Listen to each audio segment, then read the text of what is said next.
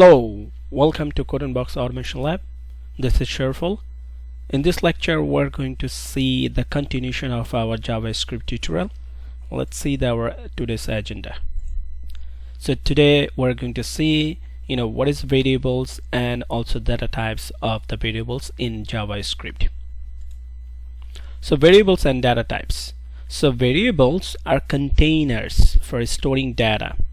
So whenever we need to store any data, we need to store the data in a container so that that container have some allocated space in memory, in JavaScript memory, so that it can store the data. So to store any data, we need a container which is called variable in programming language, across all programming language. So JavaScript we also call variable. It's like you can consider as a container which is store your data.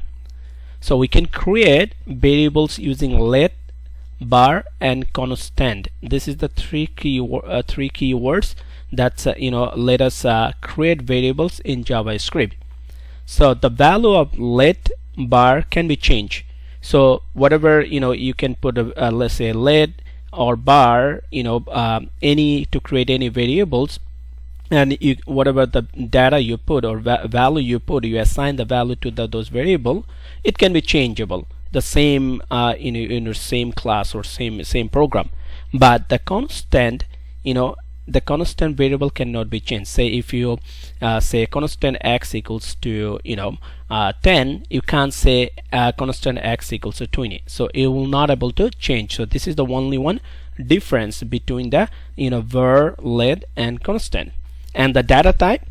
So every data we are storing in a variable is a specific type. So whatever we declare a variable like let, bar, or constant, it should have it, since it's store a data, and data should have some type like integer, string, boolean, character, object, etc. So depending on the data, which is called data type. So data type represent the type of data. In JavaScript we do not need to specify the data type when you assign any data to a variable, unlike Java, C#. Okay, so when you assign any data to a variable, we don't have to say what type of data, like is it an integer or boolean or a string, unlike Java or C# or other language. It can automatically in JavaScript it can automatically understand by the nature of your data whether it's the data is it's a string, it's a integer, or boolean. Okay, so let's see some example. So in our example, we're going to use playcode.io, this application, which is give us two different format output as a result view, like live result view you can see as similar as browser, also console view. Okay, you can see we have three different files over here. It is a if other than it's very useful to do a practice, your code practice, other than installing or download your code editor, could be VS Code or other. You can try this one directly. So it has three files. You can see this is a HTML file, and this is a CSS file, and also a script file. As we know from our previous lecture, that's a script file, JavaScript file. This is a JS file, JavaScript file. It's always host in HTML file. So whether you have to, it's automatically hosted over here. And we use in a script file, which is a document, is a default object that can call any element in your HTML file and put some impact or bring some dynamic behavior to that specific element in your HTML web element, right? So let's see. So this is the HTML the page. It is very simple. This is the one HTML. You can see it is a one div, where this is a class for the div, and this is a button. It's declare a button, right? Let's move this one. So we'll say, so button name is, this is a button name is click me, like click me, and it's closing the div. So just create one simple button where it's a click me, and that is style. It's nothing, just hide the button, how high it would be, the body would be how high, right? Not the button, it's the whole body, right? And then script, this is the JS file, and where we call that button, and then we the button name is click me, right? And then we apply a click method on this button, so there will be some impact will happen, or event will trigger when you click on that button. What would be the trigger? So it says console.log hyphen. So if we click on this button, so where this button come from, we call the button from here, it's HTML, from the HTML. So HTML we have right over here, we have the button over here, right? Like click me button, and here we call that button like the click me button, and then we apply on that button. So on is a function applied to that button or element, and then we say we apply click method.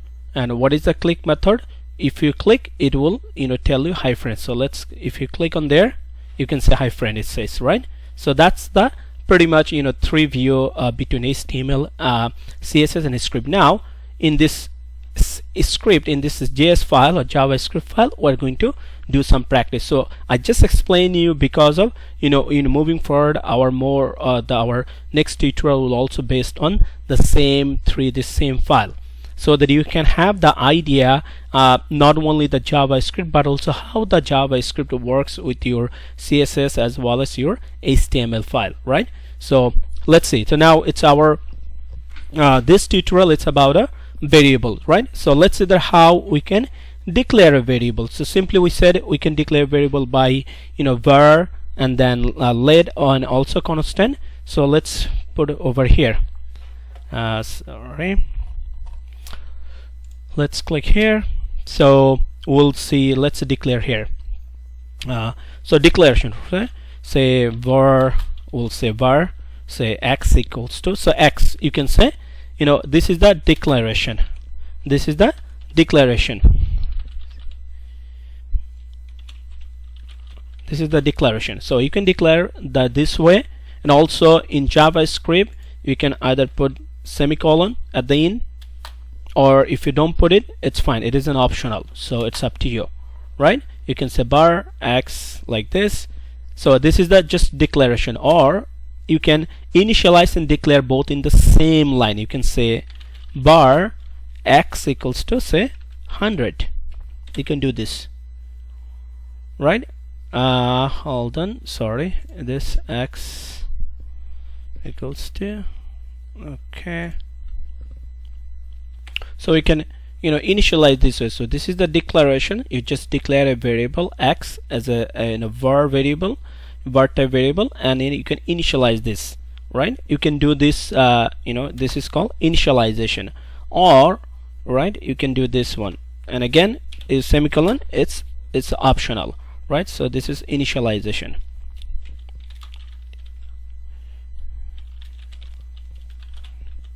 Initialization, right? You can do this both way, right? Or you can directly say let's put, I'm going to use say let y equals to 200. So you can do this one too. See, I initialize over here, I declare y as well as I initialize, so both together in a single line you can declare and initialize, and in a multiple line you can declare and initialize. It's up to you, right? You can do this. And let's say this is and you can see we don't have to put like what type of, like this is 100 or 200 is the integer type, but we don't have to put the data type, right? Because it's JavaScript automatically it has the intelligence, automatically can understand by the nature of your data whether it's the type of the data, right? So similarly we can say var a equals to, so let's declare something string, hello world, right? Hello world, right? So we declare a string. So you see, it's automatically tell you the hello world also take as a string. So now let's see how we can declare or print, the print that's the variable. Say there is a two way you can print. You can print on your live view on your browser, as well as you can print on your console. Let's see how we can print on our console first, right? So let's see how we can do in console. So to do the console, it's nothing, just we'll use the console function. So console dot then log, console.log. So let's what do you want to print? Say we're going to print A, right? So whatever the value of A, let's put it here. You see right away it's console, it shows hello world, it shows this, right? So that's what it shows. And in the console, if we want to show on our browser or live view, we can do it. How we can do it? We will say, because the browser, it means it, when you represent on the browser, if you noticed our the previous lecture, this when the view of the browser, it's the impact of JavaScript, it shows over here, right? When it's converted, so it's from your HTML code to here. If you have a JavaScript, it brings the behavior or nature of the JavaScript on your browser, right? So and we know this, to call any element in your browser, we have to use document as a default object of JavaScript. So that's why we're going to use document dot, so it's called write, since we're just writing, write method. And then what's the things so in this case, let's we call x, which is 100, right? So hit enter. So let's click on live. It should show, you can see here is 100, right? It shows at the very bottom. So this is the 100. If you just change over here 100 to 1000, right? Let's live again. You see now it's 1000. So that's the way. There is a two different result view. One is browser or live view, another one was our console view, right? And this is the way. And then one more variable we have, we said this, which is called constant. So let's say we declare constant, say const constant, and we'll say num, this is a variable, equals to, we'll say 10 or 500. Okay, 500. This is the constant. So now if you want, as I said, like you can change the value of your x. You can make the x again, say here x equals to 2000. There's no problem. It shouldn't be problem, right? So it will always take the updated one. So if we just click on here, you can say it's now 2000. So you can change your value. You can, after we declare or initialize, you can change your value as long as it is a var or lit. So it will always take the updated value. But if you declare constant, say 500, so now let's try to change the value of num equals to, say 400. You'll see it's already giving you error, you see, because the constant is a fixed. You can't change the constant variable, right? You can't change it. You can see over here it's saying uncaught type error, assignment to constant variable. So it means you are assigning to constant variable new values, which is not permitted. So you can't change the constant variable.